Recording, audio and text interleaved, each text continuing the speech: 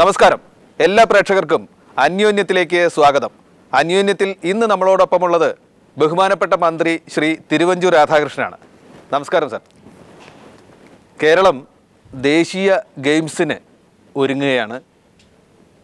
ദേശീയ ഗെയിംസ് എന്ന് നമ്മൾ പറയുമെങ്കിലും നമ്മുടെ നാഷണൽ ഒളിമ്പിക്സ് ആണത്. 10-28 കൊല്ലത്തിന് ശേഷം ആ മേള ഈ രൂപത്തിലായതിനു ശേഷം അത് കേരളത്തിലെത്തുന്നു. അതിന് നേതൃത്വം നൽകുന്ന അമരക്കാരനാണ് സ്പോർട്സ് മന്ത്രി എന്ന നിലയ്ക്ക് താങ്കൾക്ക് പൂർണ്ണ ആത്മവിശ്വാസം ഉണ്ടോ അതൊരു മഹാമേളയായി മാറും, നമ്മുടെ ചരിത്രത്തിൽ ഇടം പിടിക്കും എന്ന തരത്തിൽ? അതിനുവേണ്ടിയുള്ള എല്ലാ പരിശ്രമങ്ങളുമാണ് നമ്മൾ നടത്തിക്കൊണ്ടിരിക്കുന്നത്. എല്ലാ സാഹചര്യങ്ങളും കൂടി കറക്റ്റായിട്ട് വന്നാൽ മഹാമേള തന്നെയാകും. 27 വർഷത്തിന് ശേഷമാണ് കേരളത്തിൽ ഇത് വരുന്നത് എന്നുള്ളത് വളരെ കറക്റ്റാണ്. അതുകൊണ്ട് തന്നെ വലിയ എക്സ്പെക്റ്റേഷനോട് കൂടി ജനങ്ങളും നിൽക്കുകയാണ്. സ്പോർട്സ് രംഗത്ത് കേരളം വളരെ മുമ്പിലാണ്, പക്ഷേ ഇൻഫ്രാസ്ട്രക്ചറിൽ കേരളം വളരെ പിറകിലാണ്. അപ്പോൾ ഈ പിന്നോക്കാവസ്ഥ മാറ്റുന്നതിന് വേണ്ടിയുള്ള നടപടി എന്നുള്ള നിലയിൽ കുറേ കാലമായി ഇതിൻ്റെ പരിശ്രമങ്ങൾ നടക്കുന്നുണ്ട്. ഇപ്പോൾ ഞാനിതിൽ ലാസ്റ്റ് ലാപ്പ് ഓടുന്ന വ്യക്തി മാത്രമാണ്. ഇതിനു മുമ്പ് 3 ആളുകൾ ഈ വകുപ്പ് കൈകാര്യം ചെയ്തിട്ടുണ്ട്. 2 ഗവൺമെൻറ്റുകളിലായി ഇത് കൈകാര്യം ചെയ്യുന്നതിനുള്ള സാഹചര്യം ഉണ്ടായിട്ടുണ്ട്. ലാസ്റ്റ് ലാപ്പ് ഓടുന്നത് ഞാനാണ് എന്നുള്ളത്.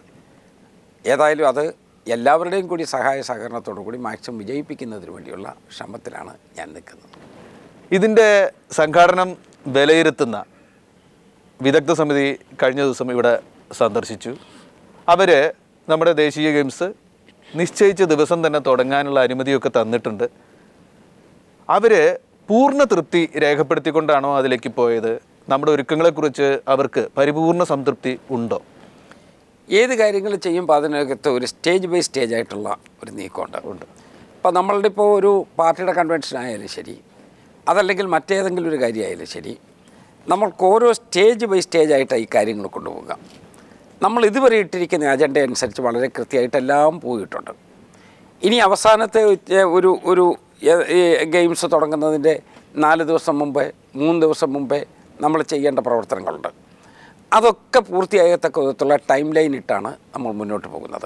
ശരിയായി നിരീക്ഷിച്ചതുപോലെ കേരളത്തിൻ്റെ സ്പോർട്സിൻ്റെ അനുബന്ധ സൗകര്യങ്ങളിൽ ഒരു വൻ കുതിച്ചുചാട്ടം ഉണ്ടാക്കേണ്ട ഒരു ഘട്ടമാണിത്. അതിനുള്ളൊരു അവസരമായിരുന്നു നമുക്കിത്. അത് ആ തരത്തിൽ തന്നെ അഭിമുഖീകരിക്കാൻ നമുക്ക് കഴിഞ്ഞിട്ടുണ്ടോ?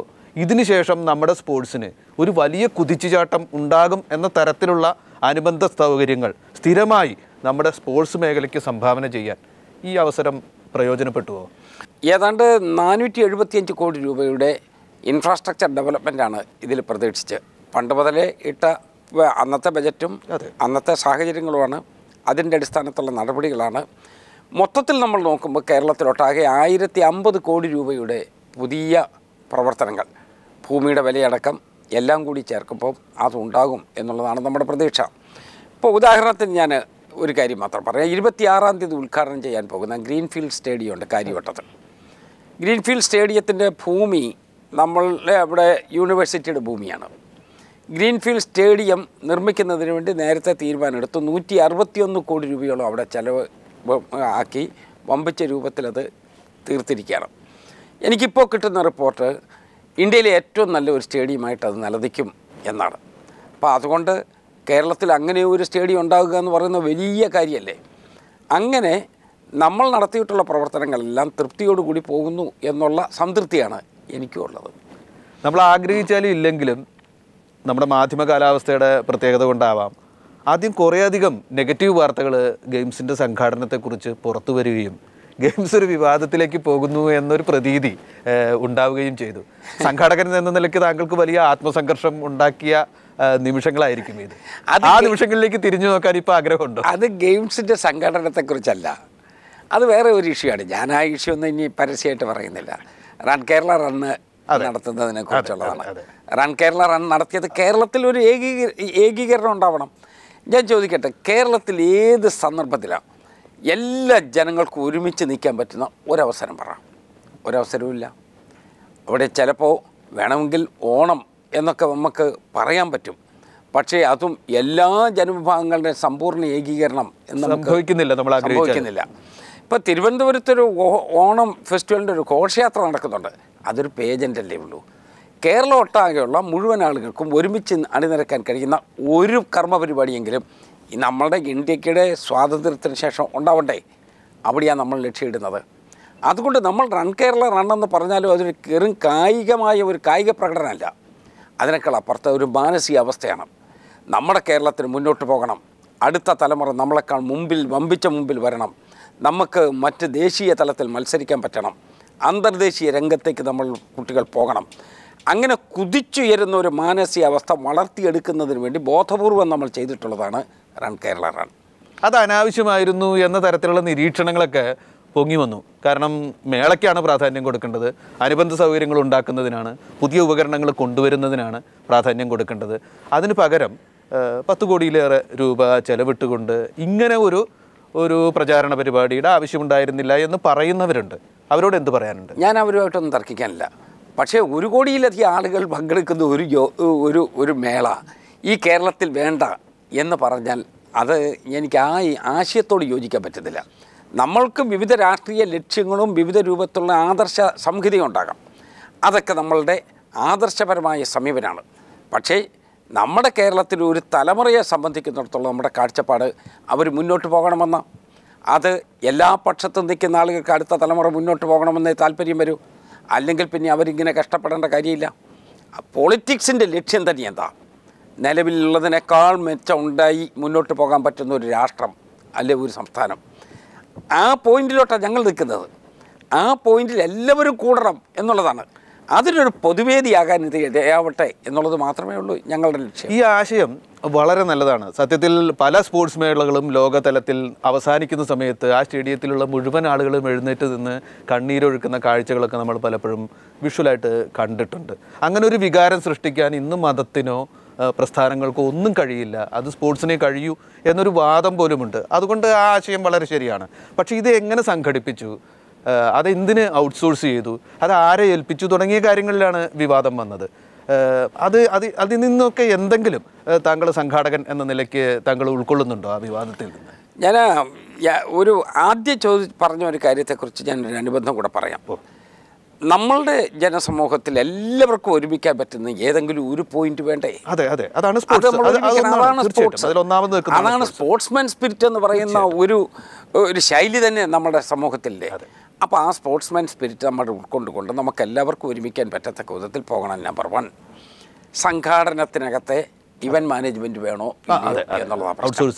ഇപ്പം ഞങ്ങളുടെ നാഷണൽ ഗെയിംസിൻ്റെ ഓർഗനൈസിംഗ് കമ്മിറ്റി എന്ന് പറയുന്നത് തിരുവനന്തപുരത്ത് വർക്ക് ചെയ്യുന്ന ഒരു സെക്രട്ടേറിയറ്റാണ്. ഓർഗനൈസിംഗ് കമ്മിറ്റിയുടെ ഒരു സെക്രട്ടേറിയറ്റ് ഉണ്ട്. അത് തിരുവനന്തപുരത്ത് മാത്രമാണ്. അപ്പോൾ കേരളത്തിലെ 1100 പഞ്ചായത്തിലും ആ പഞ്ചായത്തിൻ്റെ വിവിധ പ്രദേശങ്ങളിൽ ഇപ്പോൾ ഓരോ പഞ്ചായത്തിലും മിനിമം 7 പോയിൻ്റെങ്കിലും വേണമെന്നായിരുന്നു അന്ന് ഞങ്ങൾ തീരുമാനിച്ചത്. 1100 × 7 അതിനേക്കാൾ അപ്പുറത്തേക്ക് വരികയാണെങ്കിൽ അതും എല്ലാം കൂടി വരുമ്പോഴേക്ക് ഇപ്പോഴത്തെ ഞങ്ങളുടെ എക്സ്പെക്റ്റേഷൻ 10,000 പോയിൻറ്റിനപ്പുറത്തേക്ക് പോകുമെന്നാണ്. ഈ 10,000 പോയിൻറ്റും ഒരുപോലെ സംഘടിപ്പിക്കാൻ വേണമെങ്കിൽ ഒരു സഹായിയെ കൂടെ വേണം ഞങ്ങൾക്ക് എന്ന് മാത്രമേ ഉള്ളതിൻ്റെ അർത്ഥം. ഒരു സഹായിയെ കൂടെ വേണം. ആ സഹായിയെ കണ്ടെത്താൻ നമ്മളെന്ത് ചെയ്തു? നമ്മൾ പരസ്യമായിട്ട് ബിഡ് ചെയ്തു. ഞങ്ങളുടെ ആവശ്യങ്ങൾ ഇന്ന കാര്യങ്ങളാണ്. ഈ ആവശ്യത്തോട് പോസിറ്റീവായി പ്രതികരിക്കാൻ കഴിയുന്ന ആളുകളുണ്ടെങ്കിൽ നിങ്ങൾക്ക് മുന്നോട്ട് വരാം. 5 ആളുകൾ മുന്നോട്ട് വന്നു. 3 ആളുകൾ ഈ കാര്യങ്ങൾ ബോധ്യപ്പെട്ട് കഴിഞ്ഞപ്പോൾ ഇതിൻ്റെ ഭാരിച്ച പ്രയാസങ്ങൾ മനസ്സിലായപ്പോൾ അവർ പുറകോട്ട് മാറി. അവർ 2 ആളുകൾ പിന്നെയും നിന്നു. ആ 2-രകത്ത് ഏറ്റവും കുറവ് അവിടെ ബിഡ് ചെയ്ത ആളിനെ അവർ വളരെ ട്രാൻസ്പെറൻ്റായിട്ട് സെലക്ട് ചെയ്തു. അപ്പോൾ 2 ചോദ്യമുണ്ട്. ഇവൻറ്റ് മാനേജ്മെൻറ്റ് വേണോ? കേരളത്തിലെടുത്തിട്ടുണ്ട്. ഇപ്പോഴല്ല, ഒരു 15-20 കൊല്ലക്കാലത്തെ കേരളത്തിൻ്റെ ചരിത്രം എടുത്ത് നോക്കിയാൽ ഇവൻറ്റ് മാനേജ്മെൻറ്റുകളുണ്ട്. അതിൽ നയപരമായിട്ടൊരു പെശകുമില്ല. നയപരമായി എല്ലാവരും എടുത്തിട്ടുണ്ട്. ഞാൻ നോക്കുമ്പോൾ 3-4 ഗവൺമെൻറ് കാലം ഞാൻ പുറകോട്ട് നോക്കുകയാണ്. ആ 4 ഗവൺമെൻറ്റുകളുടെ കാലത്തും ഇവൻറ്റ് മാനേജ്മെൻറ്റിന് വേണ്ടി അവരുടെ സഹായം തേടിയിട്ടുണ്ട്. അതൊക്കെ ട്രാൻസ്പെറൻറ്റാണ്. അതല്ലാതെ അവരൊക്കെ അനീതി കാണിച്ചൊന്നും എനിക്ക് അഭിപ്രായമില്ല.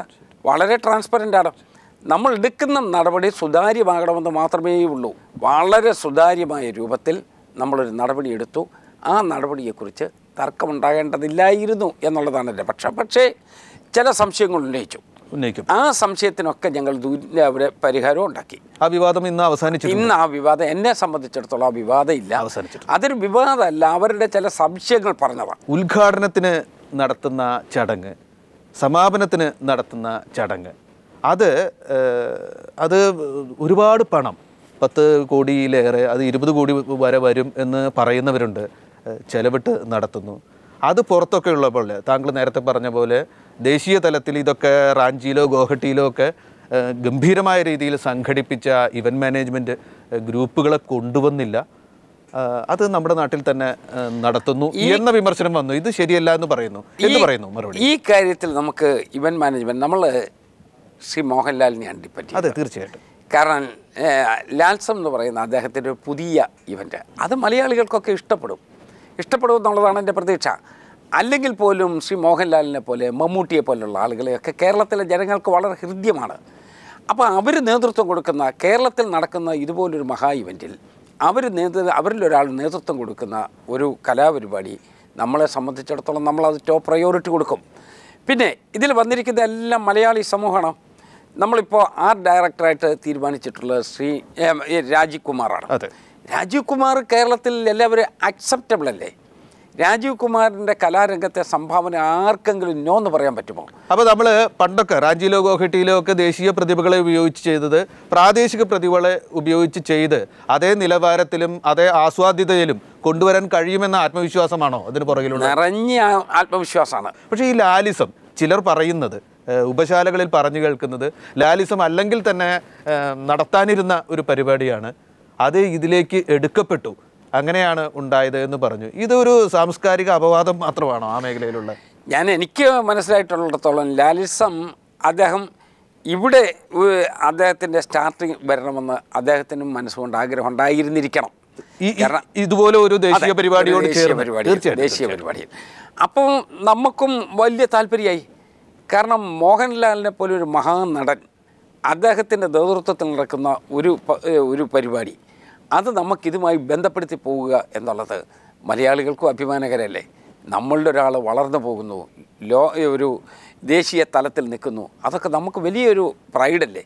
അതിനെ ഞങ്ങൾ ഉൾക്കൊണ്ടു, സത്യമാണ്. അതുപോലെ 10 കോടി മുതൽ 20 കോടി വരെ ചിലവ് പറയുന്നുണ്ട് ഈ 2 പരിപാടികൾക്കും ചേർന്ന്. അതൊരു അധിക ചെലവല്ല, പാഴ്ചെലവല്ല എന്ന് സംഘാടകൻ എന്ന നിലയ്ക്ക് പൂർണ്ണമായ ബോധ്യം താങ്കൾക്കുണ്ടോ? ഈ ബജറ്റൊക്കെ ഞാൻ വരുന്നതിന് മുമ്പേ ഇട്ടതാണ്. അതൊക്കെ ഈ പരാതി പറയുന്ന ആളുകൾക്കും കൃത്യമായിട്ടറിയാം എങ്ങനെയാണ് അതിൻ്റെ ഈ ഇവല്യൂഷൻ എങ്ങനെയാണ് ഒറിജിനേറ്റ് ചെയ്തത്. 2009 സർക്കാരാണ് തയ്യാറാക്കിയത്. ഞാൻ ആരെയും കുറ്റപ്പെടുത്തി ഇത്തരം ഡീറ്റെയിൽസ് അടക്കം അന്ന് തന്നെ വർക്കൗട്ട് ചെയ്തിരുന്നു എന്നാണ് താങ്കൾ പറയുന്നത്? അതിൻ്റെ ബജറ്റിംഗ് സ്കീമൊക്കെ ഉണ്ട്. ആ സ്കീമൊക്കെ നേരത്തെ തന്നെ തീരുമാനിച്ചിരുന്നു. അതനുസരിച്ചാണ് കാര്യങ്ങൾ മുന്നോട്ട് പോകുന്നത്. അതുകൊണ്ട് എനിക്കതിനെക്കുറിച്ചൊന്നും ഒരു തർക്കമോ ഇതിന് നമ്മൾ ഈ രൂപത്തിൽ എന്ത് പറഞ്ഞാലും പിന്നീട് അത് പൊളിറ്റിക്സുമായിട്ട് കൂട്ടിക്കുഴയ്ക്കും.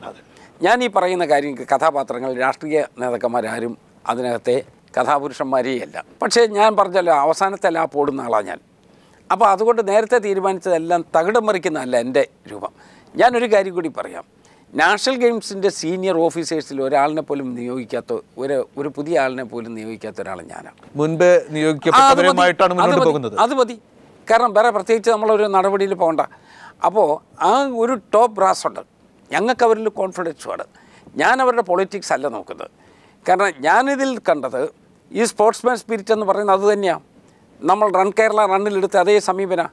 പൊളിറ്റിക്സ് എന്തായാലും എന്താ ഗുണം നമുക്ക് കിട്ടിയാൽ പോരെ, നമുക്ക് നല്ല രൂപത്തിൽ പോയാൽ പോരെ. ഗുണം ആർക്ക്? നമ്മുടെ സ്റ്റേറ്റിന്. അതുപോലെ തന്നെ വന്നിരിക്കുന്ന ഒരു കാര്യം, 650ഓളം കോടി രൂപ ചെലവിട്ട് നടത്തുന്ന ഈ മഹാസംരംഭത്തിൽ ഒരു 35 കോടിയോളം രൂപ മാത്രമാണ് സത്യത്തിൽ സ്പോർട്സ് ഉപകരണങ്ങൾ വാങ്ങാൻ വേണ്ടി ചെലവിടുന്നത്. അത് വളരെ കുറഞ്ഞ തോതിലുള്ള ഒരു ചെലവായിപ്പോയി ആ മേഖലയ്ക്ക്.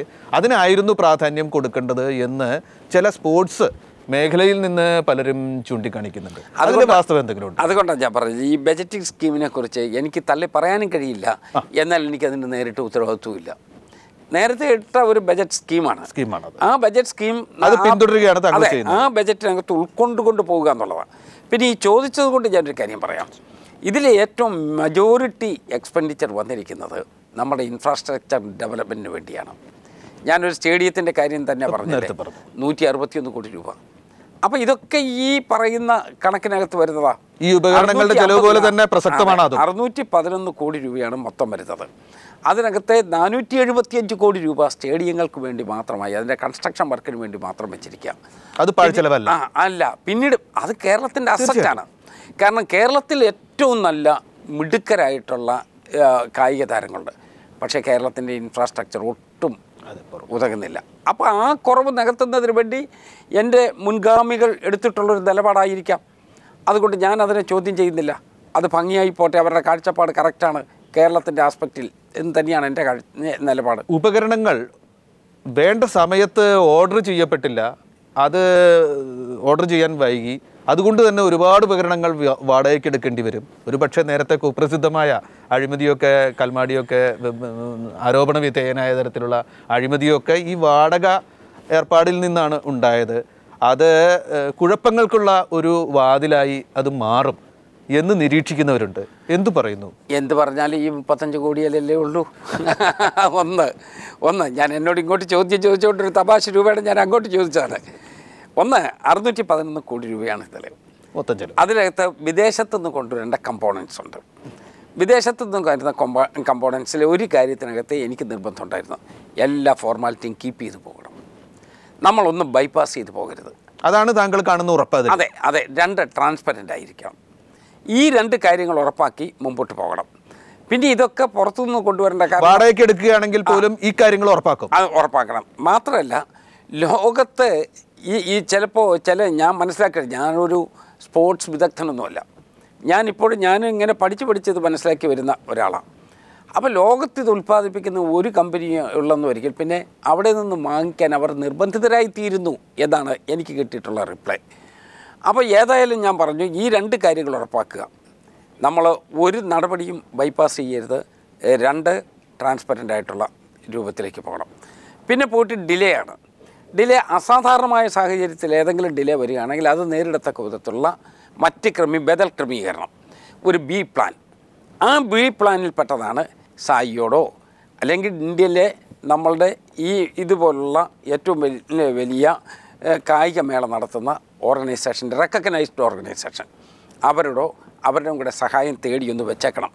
കാരണം ഏതെങ്കിലും ഒരു സാഹചര്യത്താൽ എന്തിനെങ്കിലും നമുക്കൊരു കുറവ് വന്നാൽ ആ കുറവ് നികത്താനൊരു ബി പ്ലാനായിട്ട് അതും കൂടെ നിൽക്കണം. അതെല്ലാ കാര്യത്തിലും ഉണ്ടാകും. നമ്മളിപ്പോൾ ഒരു കറക്റ്റായിട്ട് ഒരു കാര്യത്തിൽ പോകുമ്പോൾ നമ്മൾ ഉദ്ദേശിക്കുന്ന ഒരു കാര്യത്തിലോട്ട് കൃത്യം വരുന്നില്ല, അതിനൊരു ബദൽ ക്രമീകരണം കൂടെ വേണം എന്ന് നമുക്ക് തോന്നിയാൽ ആ ബദൽ ക്രമീകരണം ഏർപ്പാടാക്കി വെക്കണം. അതൊരു തെറ്റുമില്ല. ആ ബദൽ ക്രമീകരണമാണ് ഈ ചെയ്യുന്നത്. എങ്കിലും മന്ത്രി എന്ന നിലയ്ക്ക് ജനങ്ങളുടെ പ്രതിനിധിയിലുള്ളത് താങ്കളാണല്ലോ അതിന് നേതൃത്വം നൽകുന്ന തലത്തിലുള്ളത്. ഉദ്യോഗസ്ഥന്മാർ ഇത് ഓർഡർ ചെയ്യുന്നതിൽ വൈകലുണ്ടായോ?